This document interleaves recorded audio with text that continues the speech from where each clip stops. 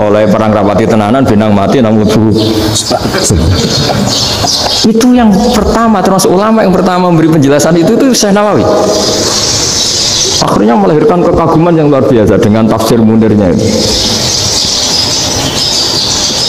Terus beliau itu orang yang rileks kalau menjelaskan ilmu. Ini juga guru-gurunya Mbah Hasyim, Mbah Guru sama Mbah Hasyim sama Mbah Ahmad Dahlan Syekh Nawawi.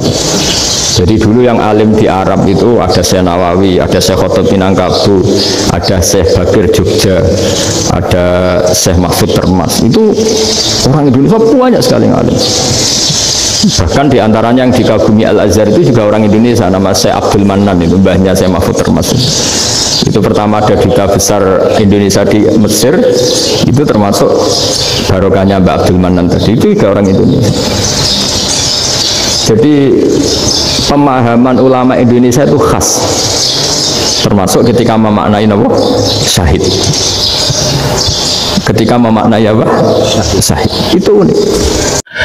Oke, assalamualaikum warahmatullahi wabarakatuh. Berjumpa kembali bersama kita di sini channel Sahabat Orchid TV kawanku.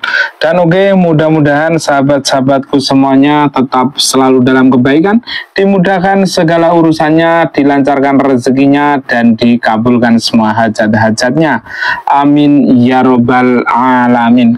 Dan oke, di video kali ini kita akan membawakan kajian singkat daripada beliau, yaitu Gus Bahah, dengan tema kehebatan ulama Indonesia yang jarang diketahui dan telah diakui dunia. Jika ulama Indonesia ini itu hebat-hebat atau alim-alim. Yuk, mari kita simak penjelasannya atau kajiannya daripada beliau, yaitu Gus Bahah. Mohon simak sampai akhir selesai biar tidak gagal paham. Langsung saja kita simak videonya. Let's go. Gitu. Kita ini kan, saya ini punya bapak kiai, mbah kiai, punya guru yang sangat alim, ya seorang kiai Kiai Memun. Itu dulu kita pengkaji ilmu itu tidak pernah tahu bedanya NU dan Muhammadiyah. Karena dulu Mbah Darwis itu, Kiai Dahlan itu dulu ngajinya bersama Mbah Hasyim ketika di Indonesia yang ngaji Mbah Soleh Darat. Mbah Soleh Darat itu dulu ngajinya sama buyut saya ke-6, namanya Mbah Soleh Asnawi di Kudus. Mbah Soleh Darat itu dulu alim-alimnya orang Jawa ya Mbah Soleh Darat, Soleh bin Umar. Tempatnya di Semarang, tapi beliau itu sebenarnya orang Jepara yang dekat Kudus. Setelah di Mekah, Mbah Hasyim ini mondoknya ya, mulazimnya ke Syekh Mahfud Termas, tapi sesekali ke Syekh Khotib Minangkabau. Nah yang Mbah Ahmad Dahlan lebih sering ke Syekh Khotib Minangkabau, sesekali ke Mbah Mahfud. Singkat cerita, karena Syekh Khotib Minangkabau sudah modern ya, terlibat organisasi dunia. Pas itu beliau pengagum Muhammad Abduh, pengagum Rasid Ridho, sehingga bawaannya Mbah Dahlan itu lebih pergerakan karena beliau lebih mengidolakan Syekh Khotib. Nah Syekh Khotib sendiri sebenarnya orang Minangkabau. Jadi beliau namanya Muhammad saja sebenarnya. Jadi menantunya orang Arab. Oh itu dicibir mertuanya ini karena punya mantu orang Jawa, orang ndak Arab. Singkat cerita terus si mertuanya bilang gini, kamu jangan pernah bilang kalau orang Arab itu mansa kanal Arab, orang yang bertempat di Arab. Walakin mantakallama bi arabiyyin fasihin, tapi orang bisa ngomong Arab secara fasih. Singkat cerita, kalau kamu tidak percaya, nanti suatu saat menantu saya kalau Jumatan, tidak usah kamu kasih tahu, langsung suruh jadi khotib. Nggak usah kamu kasih tahu, caranya nggak usah kamu kasih tahu. Kalau sekarang kan enggak. Kalau dosen mau jadi khotib kan mengumpulkan materi dulu. Lucunya diantara materinya itu dari TV.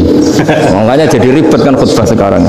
Kalau musim corona ya akan ngomong corona, musim apa yang ngomong apa. Jadi lagi-lagi didikte oleh media. Sebenarnya kalau ngomong kan sesuai kebutuhan umat, ini obatnya apa. Tapi nggak sesuai trending topik, itu kan kayak anak-anak gaul. Ini dokter kok gitu kan aneh. Singkat cerita si khotib ini nggak dikasih tahu, Syekh Muhammad tadi nggak dikasih tahu, langsung disuruh khutbah. Fatakallama bikalamin fasikhin. Dia ngomong fasih sekali. Bahkan ngalah-ngalahi fasihnya orang Arab asli. Semenjak itu beliau dapat gelar Al-Khatib, orang yang cakap berpidato berkhutbah. Hanya terus dia Khatib Al-Minangkabau. Jadi orang Indonesia itu luar biasa. Dulu yang namanya orang Indonesia di Arab Saudi itu dihormati sekali, karena yang kesana itu pasti ulama. Sudah alim di Indonesia kesana, termasuk Mbah Ahmad Dahlan, Mbah Hashim dulu karena sama-sama muridnya Mbah Soleh Darab. Lama-lama yang kesana itu TKI-TKW itu ya mulai agak dibully.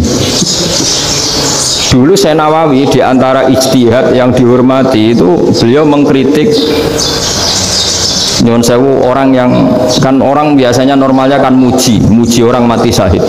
Hebat orang mati syahid itu hebat gini. Oke, kita sepakat orang mati syahid itu hebat. Tapi kata Imam Nawawi dengan syarat niatnya itu li'ila'i kalimatillah dan itu bawaan takdir. Saya ulang lagi, itu bawaan takdir, harus mati di medan perang. Tapi tidak boleh seseorang ini niat perang tapi niatnya supaya syahid. Karena kalau begitu berarti dia berniat supaya menjadi maktulal kafir, orang yang dibunuh orang kafir. Kedua, dengan dia mati berarti pasukan Islam berkurang. Berarti dia ingin pasukan berkurang, hanya ambisinya dia ingin langsung ke surga. Misalnya pasukan orang Islam itu 10, orang kafir 10. Kalau kamu ingin syahid berarti mati 1 kan, tinggal 9 kan. Nah kalau yang seperti itu 10 kan mati semua. Gara-gara ingin syahid akhirnya perangi rapati tenanan, benang mati, benang mlebu. Kata Syekh Nawawi, ya enggak. Kalau kamu perang sama orang kafir ya niat menang.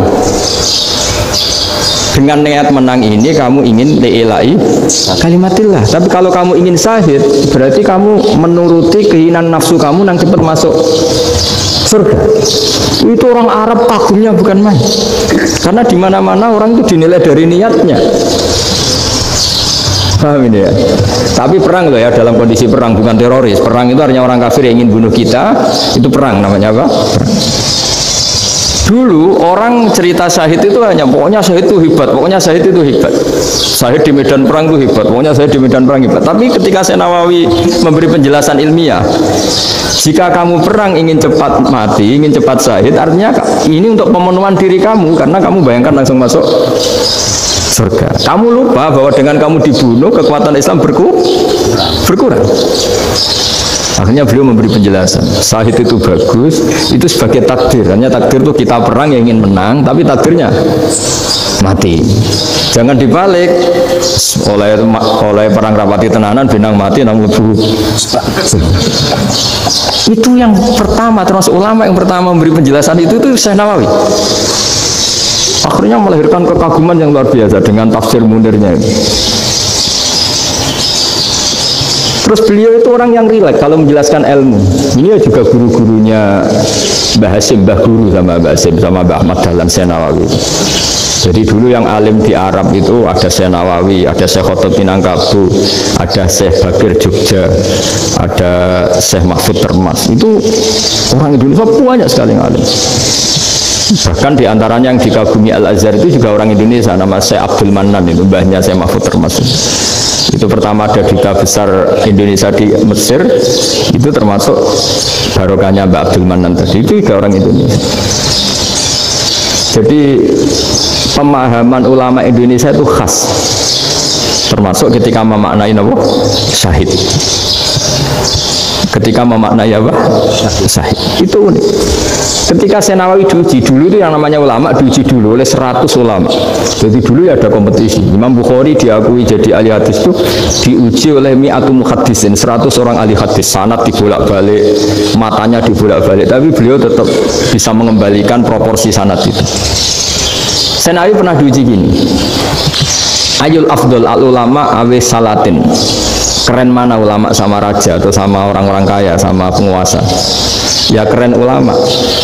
Terus dibully sama orang. Tapi setahu saya banyak ulama yang antri di rumahnya raja. Tapi saya tidak tahu melihat raja antri di rumahnya ulama. Kan kebanyakan kan mungkin ustadz atau kiai yang antri ngajukan proposal kan enggak. Nah, kalau raja kan enggak pati itu, malah enggak usah antri, kiainya sudah nyambut sebelum datang. Jawabannya lucu Syekh Nawawi itu, dan yang tanya itu langsung diam. Ya karena ulama itu tahu fungsinya uang, sehingga cara nyari sampai seperti itu. Sementara raja-raja itu tidak tahu fungsinya ilmu, makanya tidak pernah sowan ulama. Sehingga jadi ya dianggap enteng saja. Ulama kan tahu fungsinya uang, tahu untuk pondok, tahu masjid. Sementara raja tidak tahu fungsinya ilmu. Jadi itu khas Jawa ya. Khas Jawa, khas Indonesia. Apa-apa yang menurut orang banyak dengan tanda kutip itu buruk atau baik, itu orang Jawa menafsirkan tuh gampang saja. Sehingga semenjak itu Jawa itu dipandang betul. Saya punya kitab namanya Qadhayal Haji wal Umrah. Itu terbitan Hayatul Ulya Arab Saudi milik Wahabi. Itu diantara fatwa yang dipakai untuk solusi muskilatul haji, problem-problem haji kekinian. Itu fatwanya syekh-syekh yang dari Indonesia, termasuk Syekh Khotib Minangkabau, Syekh Nawawi Banten, Syekh Bakir Nur Jogja.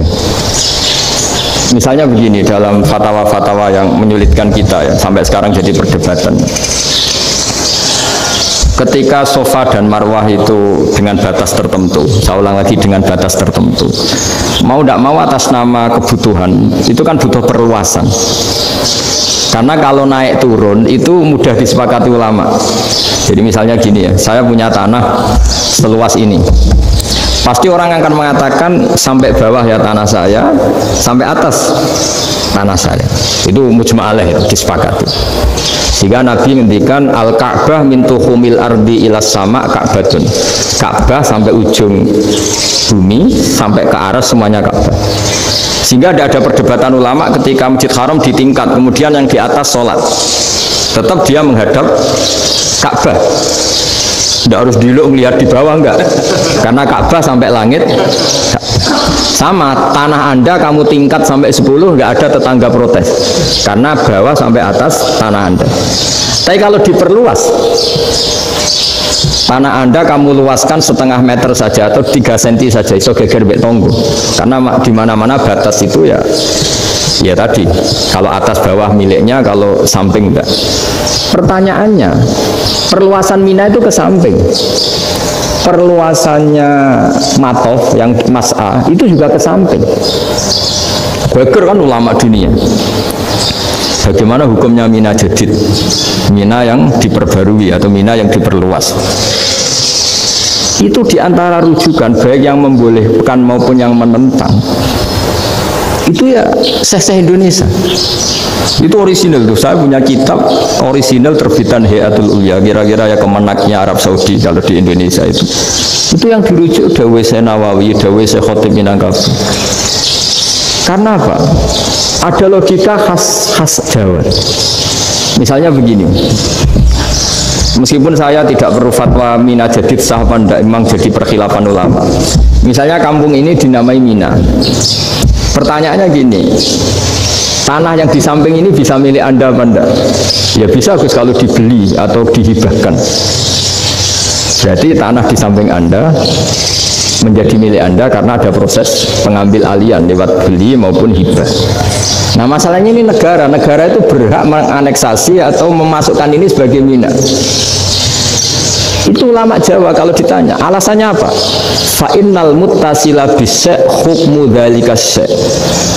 Karena yang gantet, yang mutasil itu bisa dihukumi seperti sesuatu itu. Jadi kalau ini Mina, ya yang gantet Mina ini ya bisa dikatakan Mina.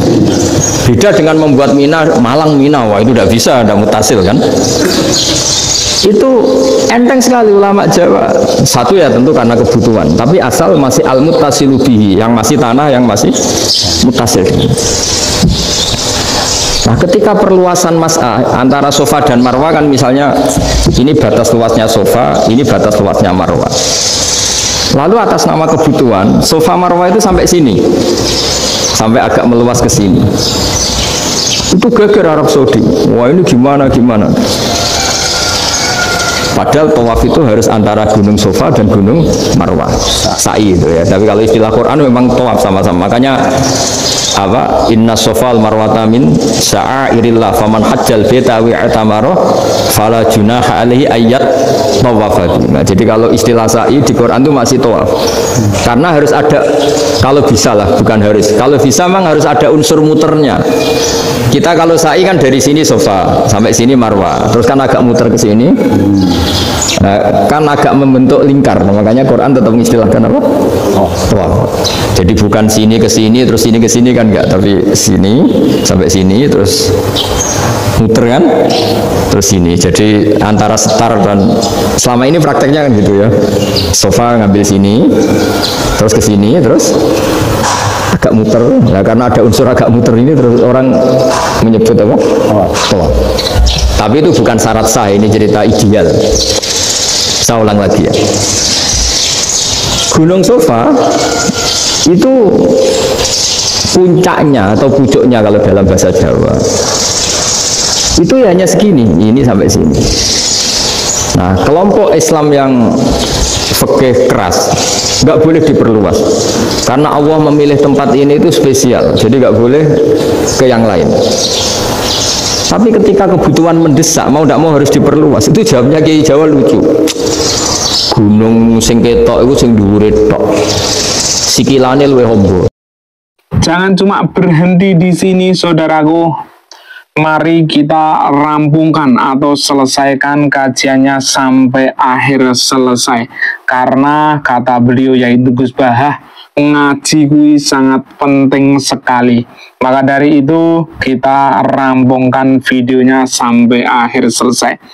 Penuh tawa tapi banyak makna, penuh teka-teki tapi mengandung arti. Mari kita lanjutkan videonya. Let's go. Jadi karena kita kan gunung kan bentuknya gini. Nah, Sofa yang kecil itu yang atasnya, tapi sikilannya sini kakinya lebih luas. Jadi boleh perluasan asal tidak melebihi kakinya. Nah, dihitung ya lebih luas.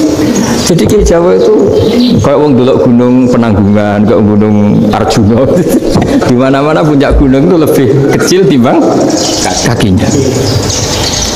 Artinya diperluas ini bukan berarti tidak di Sofa dan tidak di, itu khas Kiai Jawa. Jadi jangan kira orang Jawa itu udah hebat-hebat sekali. Termasuk perkembangan hotel di Arab Saudi. Itu dulu sebelum ada hotel, buyut saya kelima atau keenam dulu haji, namanya Badur Rahman. Itu kalau mau ingin apa ya, menghindari terik matahari itu masuk gua. Itu masuk gua itu hanya separuh badan, kakinya di luar.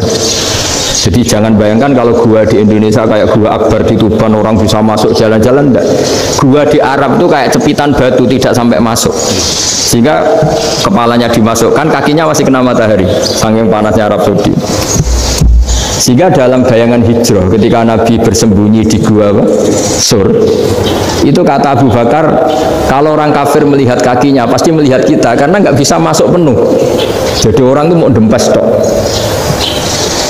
Sehingga ya kira-kira luasnya gua paling segini. Makanya guyonannya kiai-kiai itu untung nggak kayak gua Indonesia. Kalau kayak gua Indonesia laba-labanya capek karena luas sekali. Jadi jangan bayangkan gua Arab tuh kayak gua Indonesia. Makanya bayangannya andai kan orang tuh melihat ke bawah pasti melihat kita karena orangnya nggak bisa masuk penuh, nggak bisa masuk 100%. Ya kayak cepitan batu lah mirip. Itu kan mirip Gunung Uhud. Gunung Uhud kata Rasulullah, nanti kalau kamu perang itu di atas, menang atau kalah di atas, musuh biar di bawah, dengan di atas kamu bisa manah. Jangan bayangkan kayak Gunung Merapi, kayak Gunung Penanggungan. Lah kalau Gunung Penanggungan mana ke bawah yang leyang kan? Jadi gunung di Arab itu kayak bukit. Ya sampean pernah kan ke Uhud itu ya sama ini aja tinggi ini kan? Nah ini yang ada mulai ada mis. Makanya terjemah itu susah di Indonesia. Karena jabal itu udah harus tinggi. Kalau tinggi nggak bisa manah dari atas ke bawah kan nggak ngefek kan? Sama kalau ke Uhud gunungnya kan pendek sekali sehingga yang mana dari atas ke bawah ya kalau kena musuh ya celaka karena memang dekat.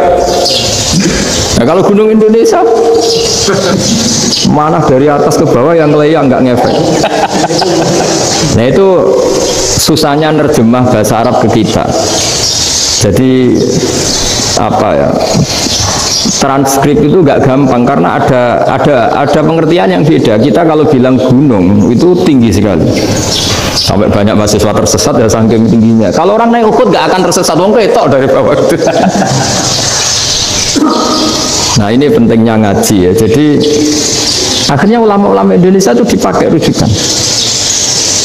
Jadi mulai Mbah Hasyim, Mbah Ahmad Dahlan sampai era buyut-buyut itu masih orang alim. Lama-lama yang di Indonesia ini orang-orang yang bodoh.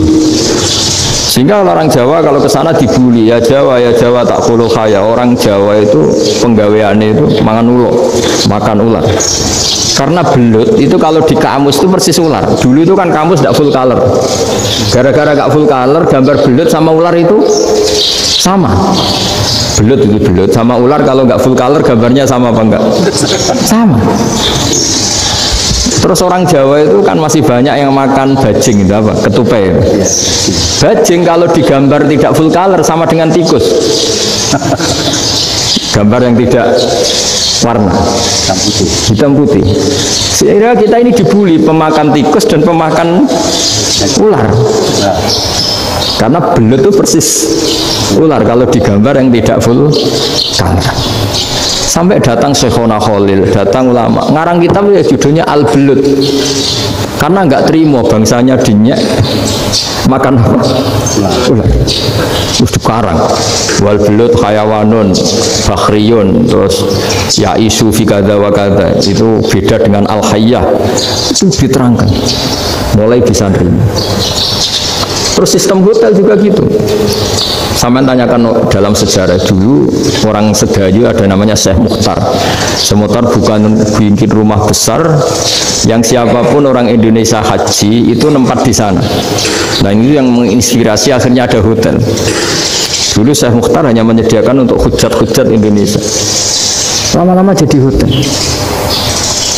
Tidak mau saya mau cerita. Kata Mbah Mun sering cerita.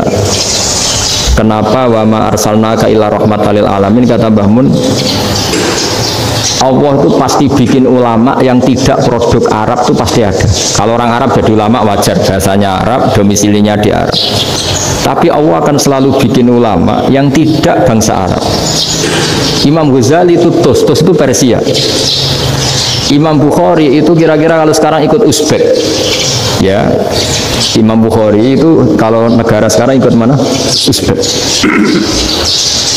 Kenapa demikian kata Mbah Mun? Karena Allah sudah ngendikan wa ma arsalnaka illa kafatan linnas. Manusia semua ini kena khitabnya Islam. Kalau tidak ada ulama yang dari berbagai negara, kesannya Islam itu hanya milik orang Arab Saudi. Makanya Allah selalu bikin ulama-ulama yang bahkan tidak Arab. Termasuk Imamul Muhaddisin, yaitu Imam Bukhari itu orang Uzbek, orang Rusia lah kalau sekarang, ikut Uni Soviet dulu.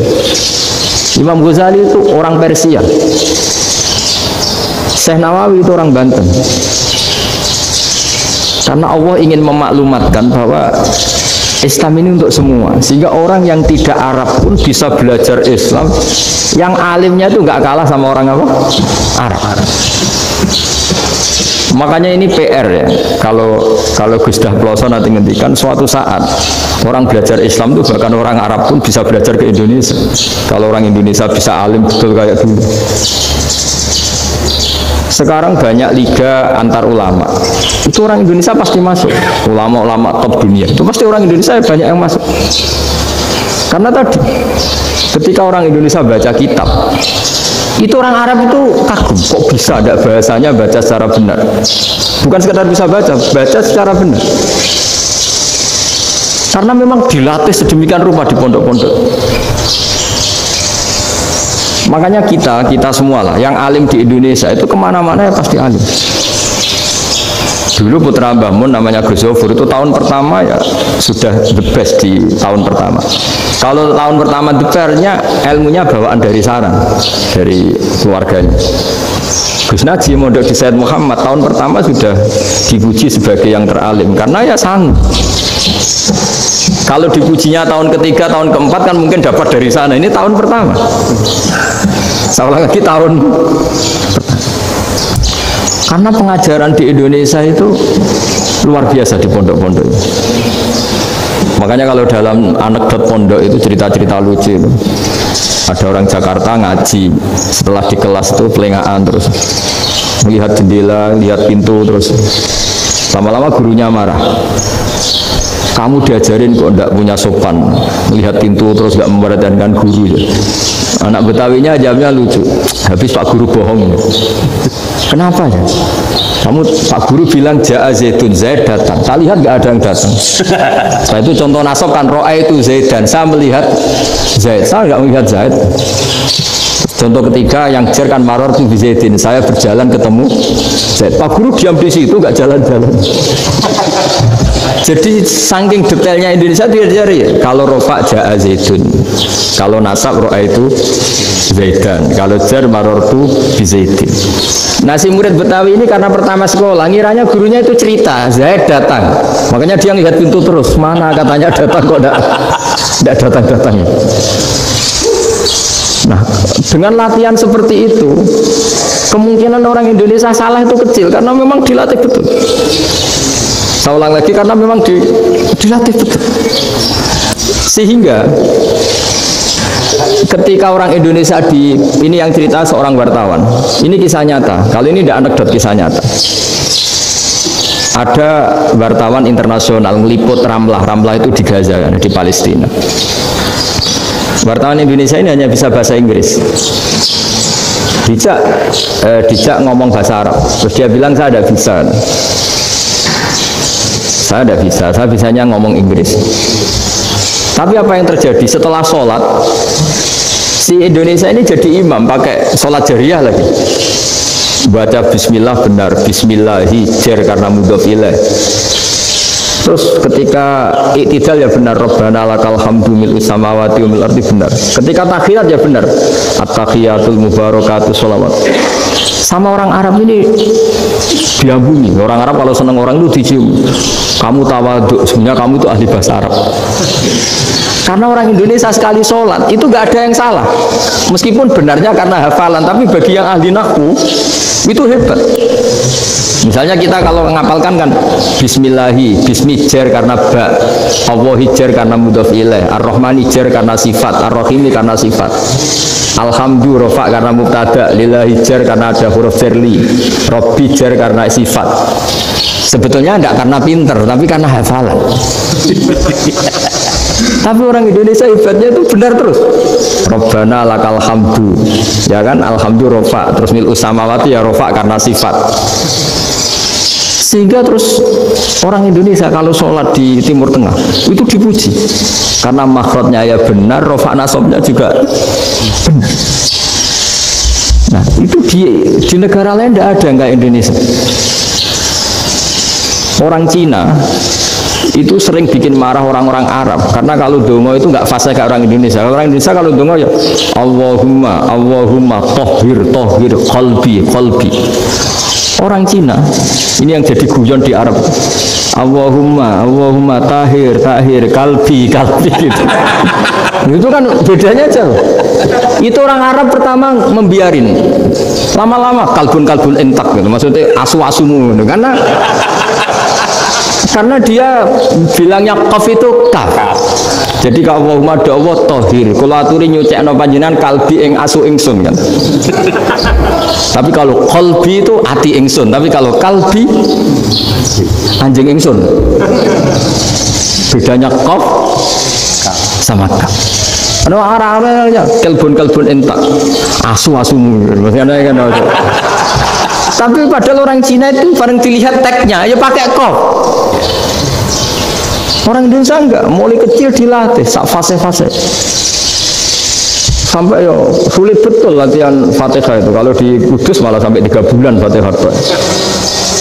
Sampai at-tahiyyatu, kurang bersih. At-tahiyyatu. Sampai ada cerita itu orang dipanggil maftuhin itu enggak melengak, harus maftuhin.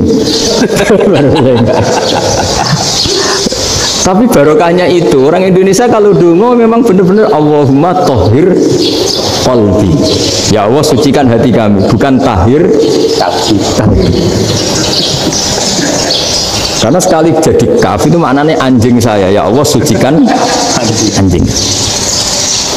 Jadi ini orang Indonesia. Jadi kata Mbah Mun, dawe Mbah Mun, illa kafatal linnas, bahwa agama ini milik semuanya. Itu diantara bukti Allah menghendaki atau mendesain Islam seperti ini, orang yang belajar di Indonesia itu pengetahuannya Islam, pengetahuannya tentang Islam itu tidak kalah sama yang belajar di Al-Azhar, sama yang belajar di Arab Saudi. Makanya ini PR-nya UMM, PR-nya IAIN, PR-nya UIN. Bisa enggak sealim mereka dalam bahasa Arab? Nah, bahasa Arabnya mau man anta, ana zaidun. Jangan sampai, karena kita di sana ini kadang dibully. Orang Arab tuh kalau bully kita, sampai tak kasih cerita, itu ngawurnya Masya Allah. Kata dia, ada anak orang Indonesia haji. Si anaknya orang Indonesia dijotos sama anaknya orang Arab. Dijotos, dipukul. Singkat cerita terus si orang Indonesia nggak terima, anaknya yang orang Arab dipukul. Yang balas bapaknya. Orang Arab tanya, lima ada dorab ini, kenapa kamu mukul anak saya? Itu orang Indonesia baca, wah aku gila. Jadi hanya bilang gitu.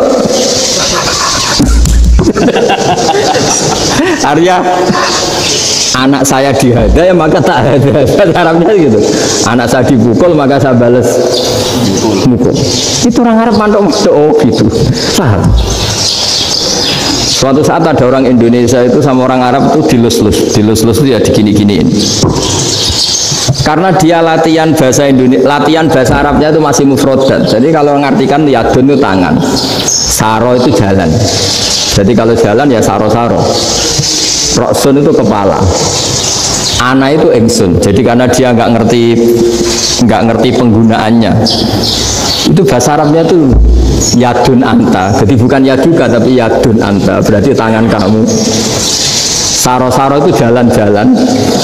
Ala roksi ana yang atasnya sirah engsun. Jadi mestinya yang benar kan yaduka saro ala roksi atau gitu. Tapi enggak dipotong-potong. Yadun tangan kan, anta kamu. Berarti tangan kamu. Saro-saro jalan-jalan. Roksun itu sirah, anak ingsun. Jadi di atas kepala saya. Orang Arab tertawa-tawa. Tapi paham? Maksudnya jadi kita ini dibully di Arab itu Masya Allah. Jadi akhirnya lahirlah ulama-ulama tadi yang saya sebut tadi. Bahkan pernah lama sekali ulama Indonesia itu jadi master di Arab Saudi, yaitu Senawi Banten. Itu kalau orang sana bilang itu Sayyidu Ulama Il-Hijaz, top-topnya ulama Mekah Madinah. Padahal beliau orang Indonesia dan dimakamkan di Ma'la, itu dekat makamnya Sayyidah Khadijah, karena sangat dihormati.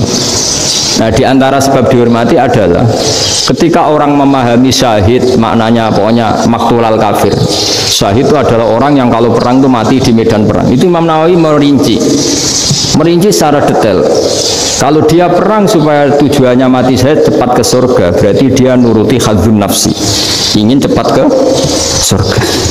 Tapi dia lupa bahwa dia dengan terbunuh pasukan Islam berkurang kekuatan.